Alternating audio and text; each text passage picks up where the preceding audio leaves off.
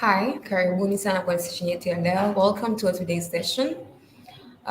Welcome all. Thank you for being here. Karibuni sana. Today's session is going to be staying productive online. I am your trainer, Margaret, from Africa on 8, together with Digital Skills for Africa. Tuko hapa kubring kuwafundisha na kuoffer knowledge regarding so without wasting any time, tutakuwa na moderator Baha ambao atakuwa na moderate session yetu ya leo. So with me is going to sorry, please feel free to tune in na tell us where you're coming in from, unatokea wapi, where you're listening in from, interact na moderators tu kwenye chat box ambao watakuwa wanajibu maswali yenu pamoja, and just interacting with you to keep you active and yes, to hear your concerns. Yeah, without further ado, let's get started to change earlier. So we're going to talk about staying productive online. And today session yetu iko target sana kuhusiana na how to stay productive online, considering we passed through COVID-19. So it's important that we stay productive online, regardless of the things that we're going through.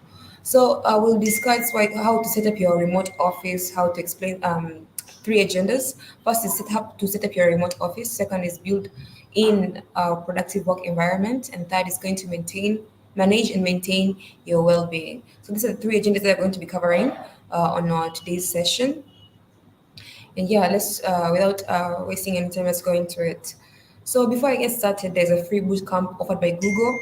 Ambao my moderator Baha will type the link in kwenye chat box to actually so you can learn with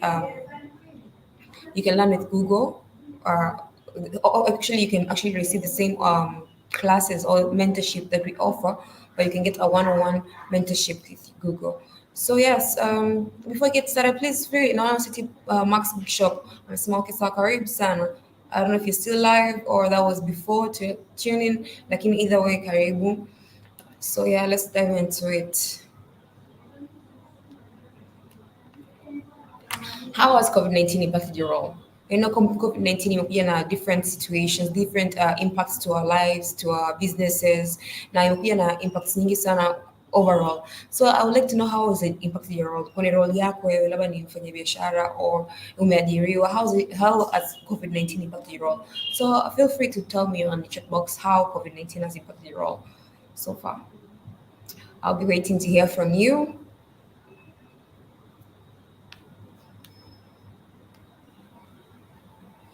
Karibu sana Fedaful. I see you following. Karibu sana. Nice to see you. Tuko na moderator Baha ambao atakuwa na moderate session yetu ya leo, so feel free to ask questions, ukiwa na maswali au hata kama ni kutusalimia, just say hi on the chat box. You don't have to say anything, just greet us. We would like to see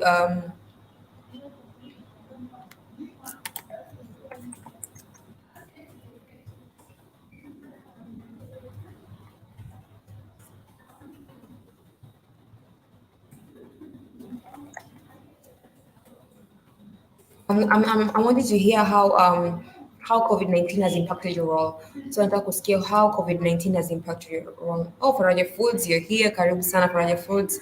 We're just getting started, but tunaanza. Asanteni sana kwa kuwepo na inafurahisha sana kuona kwamba you're attending this session kwa sababu it's for your own benefit, and yeah.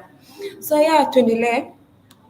So I'm very sure COVID-19 impact roles nyingi sana na imebadilisha how we work, jinsi tunavyofanya kazi, jinsi tuna interact na watu. COVID-19 play a big part kwenye kufanya kazi mitandaoni, hata kama mnavyoona tunavyo operate Africa on Net, huwa kila kitu tunafanya mitandaoni, na that's because tulianza kipindi cha COVID ambapo kimepelekea mpaka kufika hapa. So first agenda is set up your remote office. What is remote first? Remote is just, what is remote working? Well, so remote working is a working style that allows professionals to work outside of traditional office environments.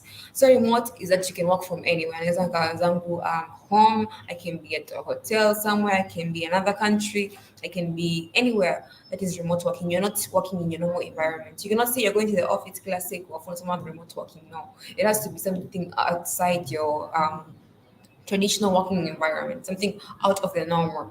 So it is based on the concept that working does not need to be done in a specific place, but can be executed successfully. Tunaamini kwamba kama sisi African wetu say kwamba kama kipindi cha COVID ilikuwa kwamba so okay, the fact kwamba we are not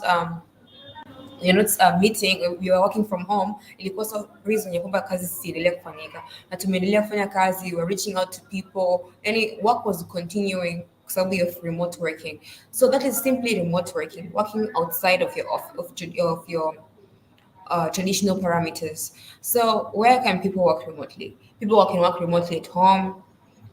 So for some employees, working from home is the best option, giving you more flexibility with your home life. Or you can go have your cook your lunch, or lunch, you come back from work, you can be taking care of your kids, and you come back to work. You can be doing a lot because you're in your flexible environment, in your home environment.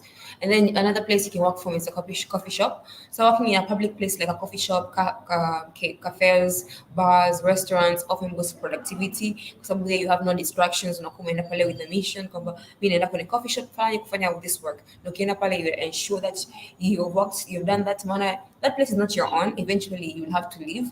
So working for the coffee shop can be one of the places you can work remotely. Alafu kuna working space. Co-working spaces are great options for freelancers and remote workers, but can be very but the worry that they feel the fee of so co-working spaces are great options for freelancers and remote workers, but they're very worried that the fee for a dedicated desk can be costly. So hii co-working space ni kwa wale kuna those companies ambayo you feel like kuna kitu kimetokea, so you need to hire more people ambao will actually you need to get people who will execute the task maybe for a period of time. Unataka mtu afanye labda atengeneze labda website, kama tulivyokuwa tuna wajasiriamali Mia amejoin Africa 198 na wote walikuwa wanahitaji website. So kwa Mia kuwa na developer mmoja kwenye ofisi yako ambao atakuwa anashughulikia all 100 websites is a lot of work na itachukua a long time. So you can just employ freelancers and both they can be working from anywhere, like in the work is done. So this is just simply an example of co-working space. And then we have a library. If you don't need to make phone calls, library are great places to work, to get work done, and they're often lots of tables and free Wi-Fi. So Wi-Fi is important, so we are always using online platforms kufanya kazi 1 to 3. So okay, from the library is a good place. Like kama you are going to be making phone calls on your work is about making phone calls, then definitely it's not such a good place for you to work. So what do you need to work remotely? Ni kitu gani unahitaji work remotely? Let's focus on that. So what do you need to work remotely? First is a dedicated workspace, a space to separate work from home. Or you either make a desk yako ambayo utakuwa unafanyia kazi zako au unajiisolate to a place, so you have to dedicate. Say, this is a place kama unavyo choose kufanya home, library, coffee shop. That is selecting a dedicated workspace where you will be working. I love the devices, technology that will help you to connect, collaborate, and to work remotely. These are devices that you need your laptop, you need your phone, you need your tablet. These are devices that you need to have to ensure kwamba your work inaendelea vizuri au inafanyika. And then a stable internet connection is important to work remotely. Huwezi kuwa una work remotely alafu hauna internet connection stable. Ni changamoto ambayo tunakutana nao sana, especially tunavyoenda na wajasiriamali tofauti na mtu mwingine yuko vijijini, hana stable internet connection. Kwa hiyo inapelekea kwamba ana miss work, hawezi kufanya kazi remotely kwa sababu inakuwa internet haiko stable. Lakini ukiwa na sehemu ambayo you're sure kabisa internet iko stable, then you're sure kabisa kama kazi zitafanyika. So create your own workspace. So how do you create your own workspace or your own work environment? So to find a space inside your home where you feel more productive, the workspace it should be based on. So the most important thing is to look at your place. Maybe you have chosen to work. You want to be productive. You don't want to, you say you're working from home and then at the end of the day, you don't see results. So at the end of the day, we need to see results. And so that it is important to select your workplace or to create your own workspace where you actually feel comfortable and productive working. So avoid the bed and couch. Obviously, you don't want to be working on a bed or couch. If you mark on a bed or couch, then issue inakuja kupatikana ni kwamba issue inakuja kupatikana ni kwamba um, you can either sleep, you're on your bed or couch, and it's not a practical environment for you to continue to work. And then you can set up your table chair. So it's good to have a table chair. Kama you know, when I'm presenting here and cook environment yangu, I have my table, I have my chair, I'm presenting to you. Make sure your space is comfortable. Everything out here is comfortable. And I have no distractions. Huwezi kuona sijui kuna mtu anakuja kunisumbua, ameweza kuja kuniongelesha. So that is comfortability, avoid distractions, and then you choose the posture. Consider your posture. So whatever you're doing, we are saying avoid the body couch. Maana ukikaa kwenye bed au couch unakuwa una slant mguu, utapelekea kwenye matatizo mengine ya afya. So actually your posture is important on creating your workspace, and it actually makes you productive to get your work done. Okay. So the physical equipments you need is your phone, computer, and notebook. Simply, when people are working, they only need their phone, computers, and notebook. And what is the things normally mtu anatumia their phone to answer calls and communicate with team members and chat, and then a computer working on multiple documents, coming to work on documents, and then video calls for conferences. Most laptops come with video webcam, or it is easier for you to have a really like what I'm doing right now. I'm presenting to you with my laptop, mainly because of the webcam. And then we have a notebook, so to keep notes, there's always things you're going to be learning, interactions and what you need to be doing. So you need to have your phone, computer, and your notebook. Get stable power. Get stable power is as important as internet. Why? We'll see that. To be productive, you have to get stable power to charge your devices. Man, imagine that you don't have power. In our country, Tanzania, the experiences mgao ambayo you can experience kwamba you can go a whole day labda umeme umekatika from asubuhi mpaka jioni, afu siku umedecide kwamba utafanya kazi nyumbani. Obviously siku kama hiyo hautako productive, so you're working from home na hamna umeme. Mwisho wa siku lazima kuyaisha charge, simu inaisha charge, internet hauna, kwa mwisho wa siku kazi hazifanyiki kwa sababu you don't have power, umeme umekatika. So make sure you set make sure your generating set is working, and then try solar power devices or power bank for your devices. So you're always sure kwamba utakuwa mtandaoni au nenda sehemu tu ambapo you're sure kwamba umeme ukikatika labda wana backup ya umeme, kuna generator, so you can get your work done. For stable power now ni very important kwa kufanya kazi zako mtandaoni. Find sufficient internet connection. Internet connection is tena tunairudia for the second time, so it is most important to have good internet connection, and how to check your internet speed is important as well. Kwa hiyo among the most basic necessities for working is a stable internet connection. Tunahitaji lazima uwe na internet nzuri. Choose the right ISP. Na hizi most technical term, lakini hata wakati unatafuta providers za internet, then unahakikisha kwamba zile services na speed ambayo unatumia internet ni nzuri, maana sometimes tunakutana ananunua routers na speed bundles, lakini hajui all this about internet speed and everything, so it's a challenge. Or choose the right ISP, consider a substitute or alternative, find the right router, plug into Wi-Fi kama unatumia Wi-Fi, test your and compare internet speeds. Kutest internet speeds mara nyingi unaenda mtandaoni, unaangalia how test, una type pale, and then test your internet speed kwa kutumia kompyuta yako. Kwa even ni vitu ambavyo mtu anaweza kufanya kama una decide kufanya kazi nyumbani au you working remotely, kutokana na parameters tofauti. So now that you know that what equipment you need, you know what is required for you, what equipment you need. Let's take a look at some of the challenges that we need to overcome working remotely. So the challenges we need to overcome working remotely. Challenges gani, shida gani, changamoto gani ambazo zinatokea with working remotely? I can see the first challenge is challenges of working remotely. There are many challenges kwa kweli. Kuna changamoto nyingi sana zinazotokea with working remotely. Now I'm going to go through some of them ambazo zinaweza kuwa ni changamoto kubwa ambayo you should focus on. Loneliness au lack of social interaction. So kuna watu ambao hawawezi kukaa wenyewe honestly, na kuna mtu ambao ameshazoea kuinteract na watu wengine. Kwa hiyo kufanya kazi mwenyewe bila kuongea na mtu unakuta ina affect productivity yake. So it's a drawback kubwa. It's a major loneliness is one of the major drawbacks of working remotely, especially for extroverts, if you're used to office chats, you might find working remotely lonely because there's no one to communicate with. However, if you think of working alone affects your productivity, you can go to a restaurant or to an eatery to get your work done. Or you can just choose a coffee shop ili usifanye kazi mwenyewe nyumbani, or you decide.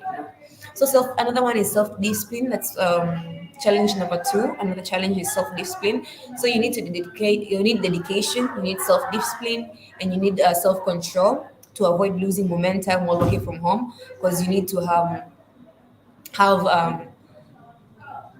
to have discipline, work from home when no one is supervising you. I'm not supervising people directly. Can be okay, you're not working. So it requires a lot of self-discipline. Not to convince yourself that a single YouTube video during working hours won't do any harm. Unaweza kushangaa umeangalia YouTube video, imeenda ikawa umeangalia 10 YouTube videos at the same time. Kwa hapo unakuta na ule muda kwa kazi umeudistract, umekuja kufanya vitu vingine ambao they're not work related. So before you know it, you've spent hours on it. 10 hours kwa YouTube tu unaangalia kwa sababu una ile self discipline ya kujikataza kwamba not to do that.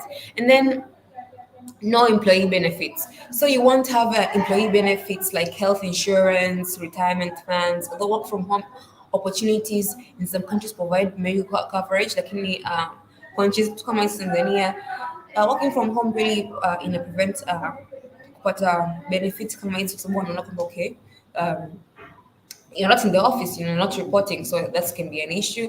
And then hard to switch off, difficulty to switch off. So when you're working from the office, you're mostly cautious of closing time. That's not always the case when you work from home remotely. How do you close them all? So working from remotely, the lines between working from home and working from the office are burnt. The blood, since working from your own dining room, might not find it easy as disengaging yourself from work. So unaweza kukuta for a whole hour, maybe you're working and working and working, but instead working hours are over. Something that you could have done for a few minutes, now it has happened to become, it has exceeded to a whole longer time. You've exceeded your working hours. So challenge number 5 is fear of missing out for more. So working remotely can make you feel left out occasionally when you're missing out on important announcements, meetings, events in your office. You'll most likely be the last person to hear in your office to hear about upcoming events or important announcements that are happening. However, with softwares, Slacks, you can actually get updated. Come on, Matrix and what we're using in Africa on it. Easy monitoring systems usually help you to at least know what is happening, events that are happening, maybe meetings, so you keep track. So yeah, those are some of the challenges that we're discussing. Although these challenges may seem large initially, with time some get used to, and we master we overcome these challenges. So the benefit of working from home outweigh the cons. So hizi cons, hizi disadvantage ambao unaona ni ndogo sana compared to advantages kubwa ambazo tunakuwa nazo kwenye work from home na vitu ambavyo tunaweza kuachieve. So another thing is what benefits. Tumeangalia challenges, tumeangalia disadvantages. Sasa tuangalie advantages of work from home. What advantages do you get, or what are the benefits that you actually get from working from home? So these are the benefits. First, you get flexibility. Flexibility, sometimes that things that just need to be sometimes there are things you just need to be home for, So it gives you flexibility. Whether it's waiting for a repair service, parcel, working from home allows you to flexibility. Kama unasubiria fundi aje kutengeneza kitu nyumbani kwako, au aje kufanya au labda kuna parcel unataka expect au kuna mzigo. Working from home can help you with that. On top of that, there are everyday tasks that you fit around in your work. More like laundry, maybe receiving online groceries, deliveries, things that you can fit around your timetable. You can still work and get them done. So it gives you the flexibility to work. And then no commuting. So community takes time of the day that you never get back. And that's before you take into account how long it takes to get ready in the morning, So you have to do all that. When you work from home, you can be at your desk or your kitchen table, ready to work within a few minutes of waking up. You don't have to get ready. You go iron your clothes. You're just there. You can even schedule on meditation, on exercise before you get stuck into your task. So you can even amka asubuhi ufanye mazoezi yako and then you get to work, which gives you can actually help you with that. Adjust your timetable according to your environment. Another thing is time with family. You have more time with family because now you're staying at home, you have time around them. So that is an advantage of working from home, obviously. And then less distractions. With some willpower and steady routine, you'll soon learn to avoid distractions by TV, maybe laundry, maybe people around, kids running around the house. In fact, you find yourself getting more work done working remotely than you could actually get it done in the office. So kuna some distractions that get cut down. Things you'll be experiencing, meeting people. Now you're in your own personal environment. They can actually be so you're it's like less distractions. In short, you just have less distractions. And then we have high moral. High moral, remote employees are notably less stressed and have higher morale than their passive counterparts. So actually, people working from home actually they have less stress compared to people who are working from home. Why? Well, they are happier, healthier employees, produce better work, and feel more committed to their company. So they have that breathable environment. For their perspective, remote working is a good business. So yeah, we were looking at the benefits, and those are some of the benefits we looked at. Now let's look at the benefits of remote working for businesses. You need benefits, so look for individuals, but now let's look at for companies or for businesses that are going to be actually allowing their employees to work from home. So one of them is reduced overhead counts. So the cost of securing an office space is high, especially in major cities like Dar es Salaam. For setups like kuna high rents and where you'll be paying on a cut of electricity costs. There's so many things you're saving on rent. So this could add up to over time and could make a significant impact on overhead. Kwa hiyo ile cost inakuwa reduced, so people are not actually using the resources that they would have used if they're in the office, considering now they're working from home. Kwa hiyo inakuwa inapunguza vitu kadhaa kwa wale watu ambao wanafanya kazi kwa makampuni. And then tuna greater productivity from high engaged workforce. Productivity kwa sababu mtu akishampa kwenye environment ambayo iko flexible, iko free to work, then inakuwa inaongeza productivity yake. Mtu anakuwa na work happily, and definitely if people are happy, then work is done. So access to wider pool of talent, by allowing employees to work remotely, employees can hire the best talents while not limiting themselves by geographical restrictions. Kwa hiyo inasaidia mtu anaweza kushangaa kampuni ya Dar es Salaam imehire mtu Kenya, kwa hiyo imehire mtu Uganda, imeacha mtu Arusha, hata Mwanza, wherever. Kwa sababu inaangalia tu the best people to offer to fill the task and do the roles than actually a person ambaye atakuja kukaa ofisini ambaye anaweza kuwa still the best fit kwa considering mtu ambaye anaweza kufanya kazi ya Arusha na kufanya ile kazi vizuri kuliko yule mtu ambaye anakuja kufanya kazi ofisini. So yeah, it improves access to a wider pool of talent. Unakuta unapata potential candidates, and then improve employees retraction. So we have that. But to improve employees.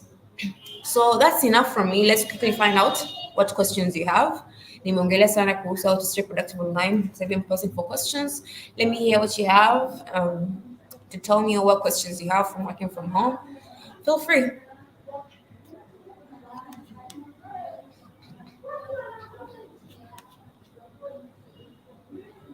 Karibuni sana, naona watu wamejoin.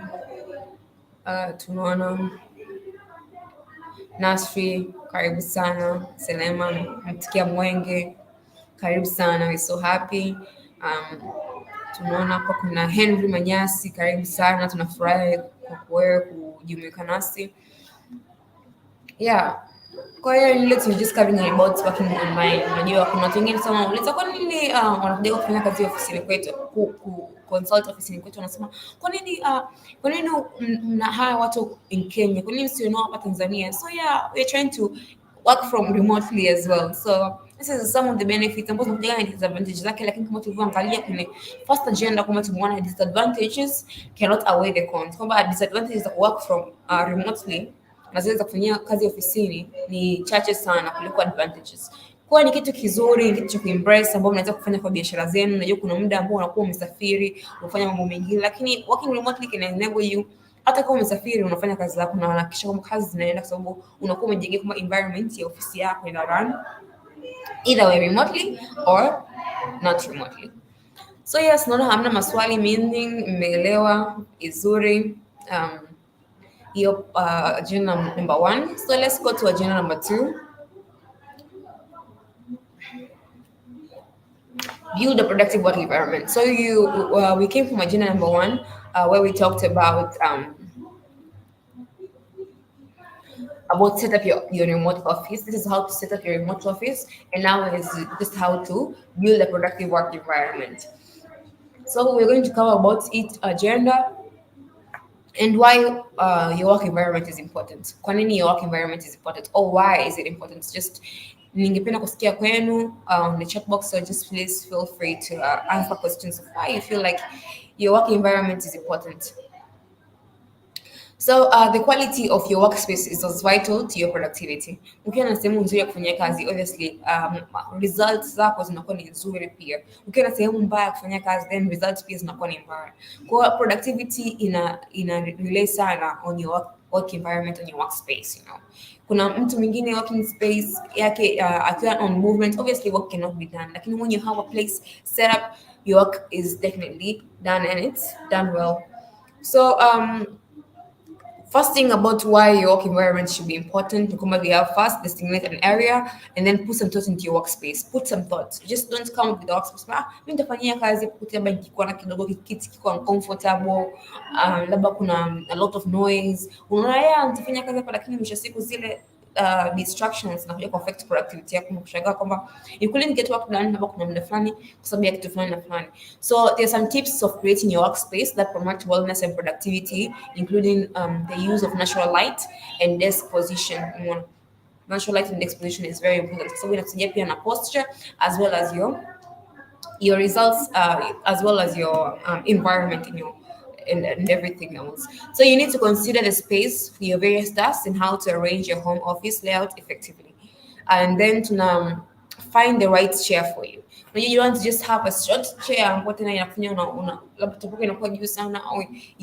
to look your laptop down. Now you have something something has to be comfortable. It can be at the top in the kitchen where your laptop is, or in the corner, or the desk, the whole room of the house. If your workspace is shared, it's a shared space, then consider creating a screen to add separation so that everyone can focus on their tasks, and it will avoid distractions of actually looking at what each and every person is doing.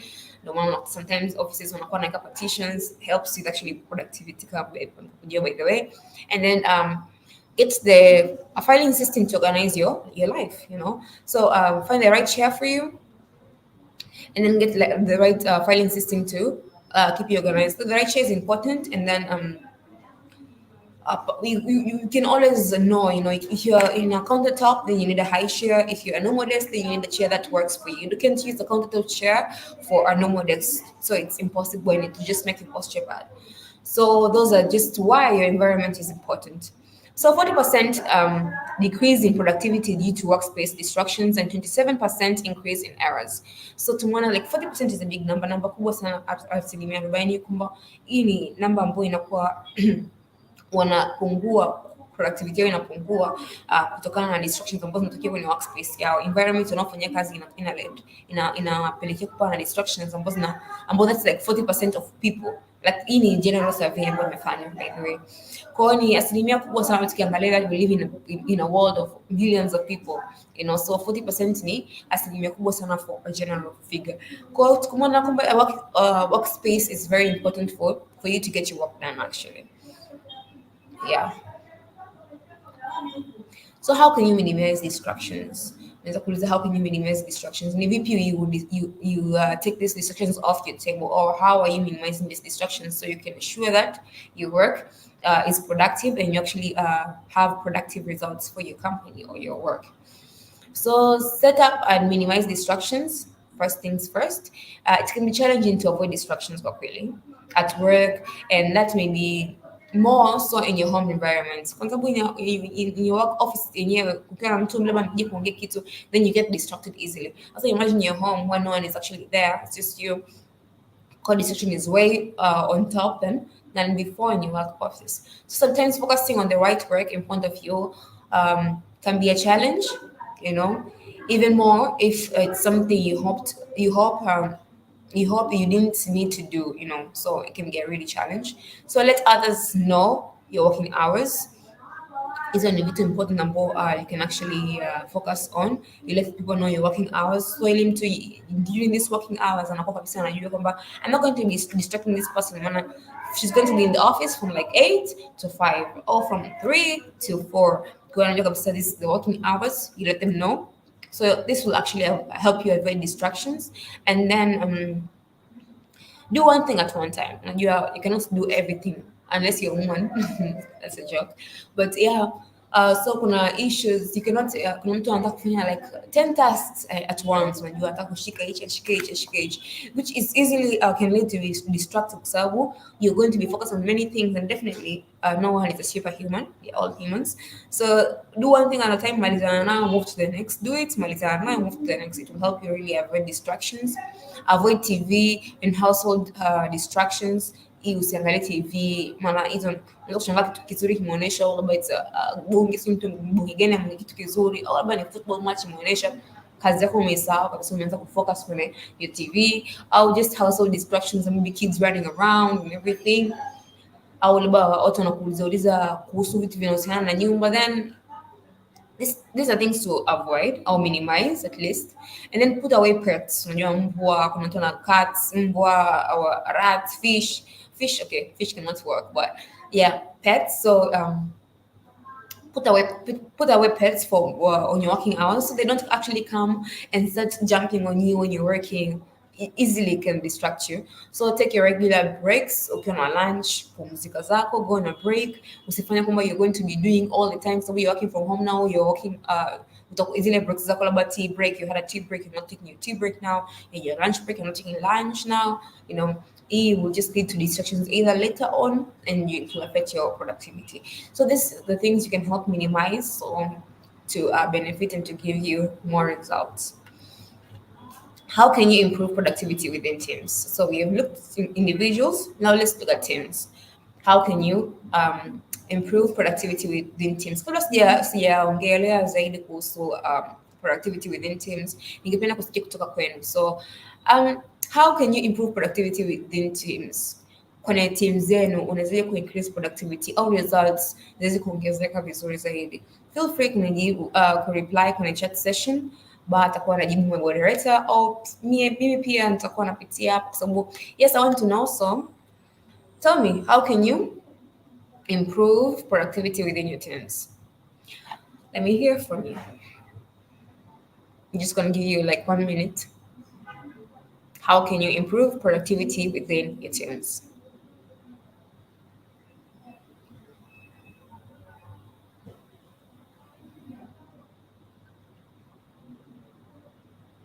Well, great. Naona hamna mtu anajibu. Well, anyway, it's fine. So productivity within your teams can be improved using different tools, and one of them is using project management. So managing your project remotely is as important as managing it in the office, you know, because if you're managing your people remotely, then you need to know what they're doing, when they are doing it, and how they're executing the task, and so on. So that, because the way you can't have vision to see this, then you need a system for this. So remote team members need to be able to plan and collaborate communities, commitments, deliverables, and tasks. So they also need to track down the flow of work from start to finish. So it's important to know that what is what from the beginning to the end. So first, establish a vision and deliverables. It's very important to establish a vision and deliverables. So this is important. And then number 2, establish logistics for the team communications, how they're communicating, logistics for that. And then 3, promote visibility and transparency of all your work. This is what tunataka tujue what you're doing, when you're doing it, how you're doing it. Inakuwa na transparency kwa hata line manager yako, mtu yote mbona kusupervise anaanza kuona kile unachokifanya. And then track the quality and the status of project. Here you know the status of the project, maybe it's 80% done, or it's 10% done, or it's just beginning, it's still in progress. Whatever status, then you get to know using this project management system, or identify and address bottlenecks. So you identify and address bottlenecks. This is another way you can do it. Yeah. So you can see these things on the platform, on the management system. So it's easy for you to know when they're bottlenecks, and then you can easily reach out to the person who is having this issue, and address it. So 70% of workspace mistakes are due to poor communication. But when most people don't communicate, kwa sababu people are working remotely, unaweza kutana mtu anaona error lakini haja communicate kwa mtu mwingine, kwa sababu haiko ni tofauti na ukiwa pale ofisini. When you're at the office, when there's an issue, an error that is happening, then it's easy to just say, Baha, help me with this, do this. But then when someone is remotely working and then you need them to do something, it's easy to just but maybe I'll tell them later out and then before the end days you've forgotten about this, and then it's a whole problem now. You've already we already have poor communication. So yeah, so 70% of these mistakes that happen, and it's 70%, which is a big percent. So communication plays a fundamental role in our daily life. So lazima to communicate in one way or the other, work or non-work related stuff. We have to communicate. For some good communication comes naturally, but for others, it can be hard to participate. Their thoughts and feelings and conversations often lead to conflict in fundamental areas. Whenever you are effective communicator, you're not an effective communicator or not, it's essential to understand the importance of good communication and how it helps you to move forward working in the working world. So it's good to know na to communicate. Unajua kabisa kwamba kuna kitu fulani lazima niambie manager, kuna kitu fulani lazima kicommunicatiwe vertically, nitaambia kwa worker wangu. So it's good to have your communication played out and perfectly.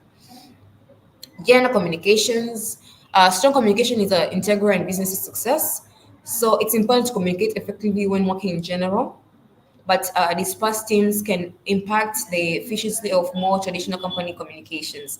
So there are different communication tools that can work more effectively than others in this world of remote working. Emails are particularly useful. Um, for business communication, group mails allow you to send a single email to a large number of people and or recipients, unlike instant messages and instant chats, responses, and from emails can take longer, and messages can just get lost into the spam.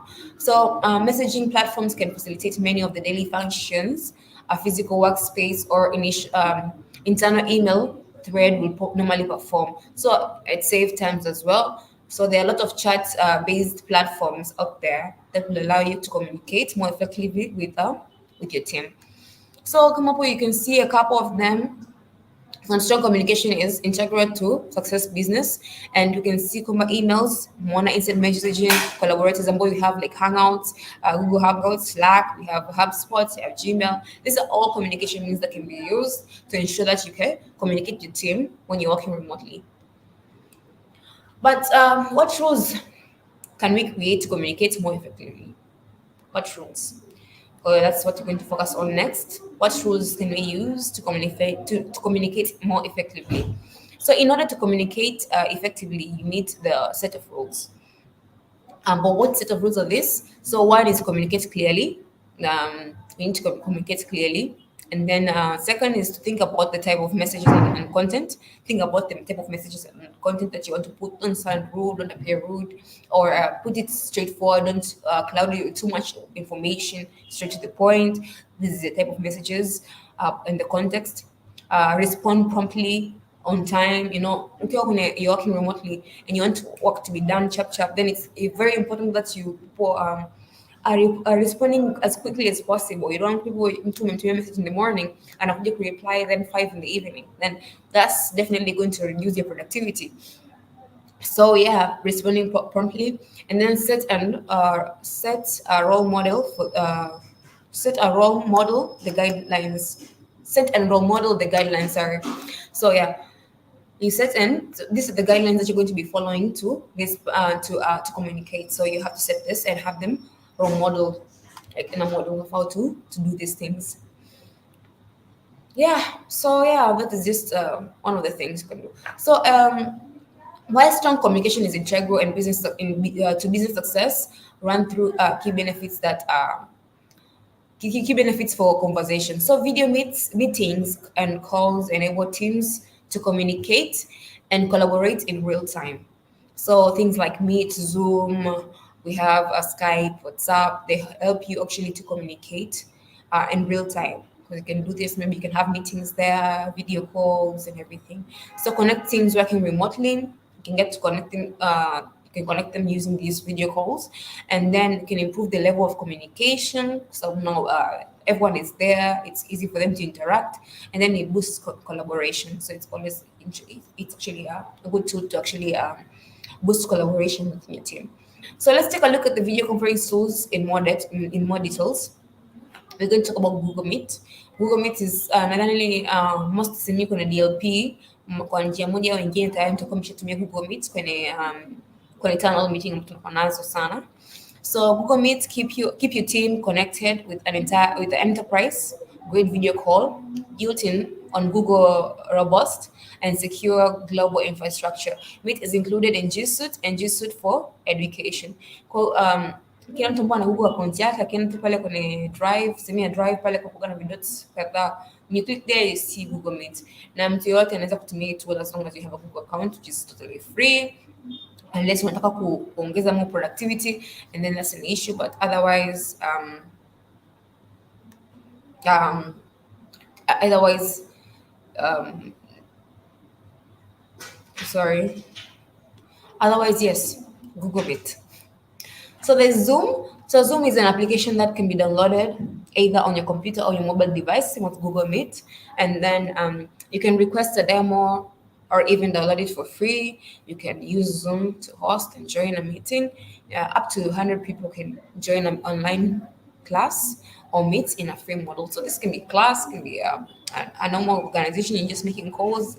They don't. These are just tools like Google Meet. Is another tool, Zoom, that can be used for video conferencing and calls. And then there's another called Microsoft Teams. Microsoft Teams enable businesses to collaborate and communicate with team members across the world. First, create teams and channels to organize your departments, and then utilize the chat and video call functions to boost communications. Thirdly, share documents and collaborate with ease. All these tools need but to the same way you can do video calls, and mostly it's not act the same. You can share your screen, you can have over 10 people join, they're almost the same, and they have almost the same functionalities. But it just depends with which platform you're using as a company. And then we have Skype. So with Skype video with the Skype video chat app, you'll have to access a variety of innovative features: immerse full screen video, send chat invites to anyone, background blur. So kama kuna background yangu hapa nikaifanya iwe blurry so you don't see whatever, au mtu yoyote ambao atapita nyuma yangu, in case you're in a place where people are always moving around, or in a place where the background is bad. So you can always do that on Skype. How to so yeah, those are just video conference tools you're using. So now let's explain how to run effective team meetings, how to run these team meetings effectively. Set agendas. It's important kama unaingia kwenye hizi meeting na agenda zako, unajua kabisa nikiingia kwenye meeting leo nitadiscuss vitu labda vinne au vitano. So you can labda, it's always good to have your agendas listed out, so ili unajua kabisa na kila mtu anakuwa anajua kabisa what to be expected from the meeting. So kila mtu anaenda tu kichwa and they don't know what is happening. So if you have the agenda set, then it's easy for everyone to just move from step to step. Agenda 1, 2, 3, okay, enough for Asia. And then consider your tone of your voice. If you're working remotely, you can't see your body language, so it's easily your voice is all they have to go by. So your voice is the face in this video call. So it's important, very important to consider the tone of your voice, and then encourage participants to use cameras, so you can see them, their faces. It's important so you can communicate like you're actually seeing each other in the office. And then be timely, be there on time. Don't leave people waiting on calls. Being punctual. Just as you attend any meeting, you have to be punctual. The same thing as Google Meets. Everyone has the time, and it's important. Time is very important, so be there on time. And then video conference etiquette. So steps to run effective meetings. prepare yourself. You have to prepare. Mimi siwezi kuja kuwafundisha kwa when I'm not prepared. Lazima nipitie kwa ndugu zangu. I have to be prepared of what I'm going to be presenting. So be prepared. Dress appropriately. You know, it cannot just be because you're going to be seen, like you can see my face. So I need to be dressed appropriately. Because I'm dressing inappropriately, then you'll have noticed. So that is etiquette and video conferencing. Consider your lighting. Hakikisha kama your face is clear, you can see clear. The lightning is hitting you right, so unakaa kwenye direction of light inatokea nyuma, kwa hiyo sura inakuwa black. You know, consider your lighting, consider your background. Usika sema more background ina movement nyingi au ina noise nyingi, all these a lot of things happening, inafanya watu wanakuwa distracted. Consider your audio. You need your audience to hear you well, you know, so it's very important you consider your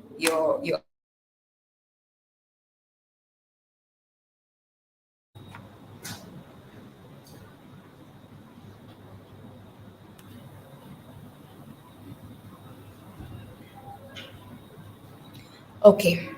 So that is just on etiquette. Now let's look at run yeah. So run through these are top tips to have collaborating effectively. So top tips, these are tips to collaborate effectively. So equip your teams with the right tools. Lazima wape right tools za kufanya easy to work remotely, and then make project management easier. It shouldn't be difficult, and then make documents sharing easy and accessible. All these things are should be at your disposal, you know. So encourage your collaborators within encourage collaboration within departments, and then prioritize company culture. Don't forget your company's culture, you know. It's important. So final top tips for productivity ambayo things ambayo unaweza follow ili uweze kupata matokeo mazuri au uwe more productive ni always over communicate. Communication with your team is regularly and communicate to your team regularly and keep them in the loop. You know, you want your organization people to actually know what is happening, what is required of them. So it's always good to just keep them in the loop, and then be disciplined. Remote working is not a vacation nor paid leave, you know. So you're still at work, like you're just working from another environment. Be disciplined. If you don't have self-discipline, then it's a disadvantage on your part, I would say. So have your tools and have your tools ready for work. So make sure you have your tools you need for working remotely, and then find your booster and use it. So use what gets you energized and ready to work when you need it. You know, whenever you're feeling down or you feel like, can't do this anymore, you always have kila kitu ambayo you can do to boost you up. So find your booster and use it. Fanya kila kitu ambayo kitakuboost, kama ni kwenda kukimbia au ruka ufanye whatever it is, and then you're back to the working mood. Do it. It will help you. Just do it. So yes, nimefika tena mwisho wa ajenda yangu. I'm going to pause for questions kabla hajamalizia ajenda yetu namba 3. So yes, I'm just going to see what questions you have. Oh, naona majibu yanasema kushare idea, kuwa na nami ya reward, anaweza kufanya kazi vizuri zaidi. Exactly, majibu mazuri sana. Yes, hizo ni njia sana za those are the good ways to actually promote productivity in your company. So yes, thank you so much, Henry, and thank you so much, Sarah, for the great feedback you give me. So let's go to our third agenda. Na kama mtaendelea kuwa na maswali, feel free to endelea put them there, and then tutaendelea kujibu as we go through. Thank you. So agenda number 3 is manage and maintain your well-being. Sasa hivi tuna focus on you. Tumeshaangalia company setup, set up your office, umeshaangalia how to work, make your work environment ikae sawa. Now tunaangalia wewe your well-being, you're the human himself ambao yuko behind the desk working. How are we managing and maintaining your well-being? So let's look at this. Why is it important to me to manage your well-being? So tell me, I would like to hear from you. Like, why do you think it's important to manage your well-being? Me, I can answer. I can say it is important to manage my well-being because it will affect my productivity. Nikiwa sijisikii vizuri au nikikaa kwenye environment ambayo ina disappoint, then my productivity inakuwa disappointed as well. Inakuwa disappointment to the other people as well. Kwa sababu tayari mimi well-being yangu haiko vizuri. But if I'm in a good, my well-being is great, then hata kazi yangu na kile kitu ninacho offer kinazima kiwe great, kwa sababu Tari, I'm doing great. So it's important to manage your well-being. So it's important to manage your well-being because it impacts your overall health yako nilikuwa nasema, and then you're healthier and fitter when managing your well-being, or make sure you're healthy, and then lead to greater productivity. You're not motivated. You're more motivated. You're more focused, and you're better. You work better and more quickly. So this leads to greater productivity. And then we have number three, increase your resilience. You can overcome obstacles head on. So you have resilience. You do not crumble in face of challenges or setbacks. You know, and then lastly, it boosts your morale and level of happiness. You feel more engaged, supported, and happy. This is a huge impact in your working life. So your well-being is important sana when you're delivering. If you're not good, then nothing can be done. We need your well-being to be great. So these are the advantages of why it should be. So what can you be doing to manage your well-being? What can you be doing? Examples. Avoid overworking and take regular breaks. So set up a reminder to take breaks, and then be clear with your team when you're leaving. Turn off notifications when you're on break, and then schedule an activity like a walk, cycling, riding a bike, going to a gym at the end of the day. These are breaks that actually help your well-being, and it actually helps you get more rejuvenized, and then it improves your productivity. So it's important that you take breaks, in between or after works. It's important that you keep these activities on board. Be ready for a cultural shift. So to help you embrace the shift, consider following: trust your overall performance. Rethink the concept of work. Don't look at it in a tough picture. Angalia it in a good light. Understand your commitments and be patient. Lazima uone hivi qualities if you want to maintain your well-being. Be ready to the cultural shift. Manage your overall well-being by exercising regularly, fanya mazoezi. View mental health and as seriously as physical health. When your mental health, ukingi wangalagi mental health Tanzania, wanaangalaga tu physical health kwamba haumwi, anatembea fresh, anaweza kufanya, lakini akili yake pia, afya ya akili ni muhimu pia kama afya ya mwili. Kwa ni vizuri uangalie afya ya akili kama afya ya mwili. And then check in your manager and team regularly. Check in your team and your managers, see how they're doing. So kuna struggles huko, kuna stress ambayo anapitia, ameshindwa express, and then it's bad. That's not a good well-being for the customer, for the employee. And then separate your professional and personal lives. Build a separation. So there's this personal life and this is your work life. So have them separate, so it's easy for you and to manage your well-being. And then organize in person social meetups. In person, you organize social meetups where you meet people, interact with people, exchange ideas, something of the sort. So finally, your chance to ask some questions. Nimeongelea how to manage your well-being. Tumeongelea ni wewe tu uhakikishe kwamba your health is good and you're feeling great and you're doing great. Now I'm going to pause for questions, and let me hear from you before we wind up. Now we're almost at the end of the session today. We have covered our 3 agendas. So let me see what you have for me. Natumaini wote mmeelewa topic ya leo. Hamna maswali. So that's a good sign. Wote mmeelewa. That's great. So next steps. Today's session is just the beginning. First,